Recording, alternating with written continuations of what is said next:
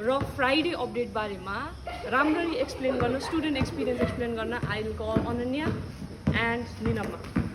Ananya studies in class 10, उहाँले चाहिँ एसईको लागि प्रिपेयर गर्नुहुँदैछ भने निनम्मा स्टडिज इन क्लास 8 र उहाँले चाहिँ बिएलईको लागि प्रिपेयर गर्नुहुँदैछ। Ananya, how was your Friday today? My Friday was really good. हाम्रो चाहिँ स्टार्टिङ नेपाली टेस्टदेखि भयो। हामीले नेपाली टेस्ट दियौँ, त्यस पछाडि हाम्रो आजको टेस्टमा चाहिँ व्याकरणको क्वेसन्सहरू धेरै थियो। त्यसपछि सरले हाम्रो पेपर चेक गर्दा हल्का रिसाउनु पनि भयो हाम्रो पर्फर्मेन्स देखेर। अनि त्यस पछाडि उहाँले फिडब्याक दिनुभयो हाम्रो टेस्टको बारेमा। त्यस पछाडि हामीले चाहिँ आफ्नो फ्री टाइम पनि पायौँ खेल्नलाई। अनि म चाहिँ सानैदेखि बास्केटबलमा इन्ट्रेस्टेड भएकोले मैले बास्केटबल खेलेँ अनि मैले मेरो साथीहरूलाई पनि ट्रेनिङ दिएँ।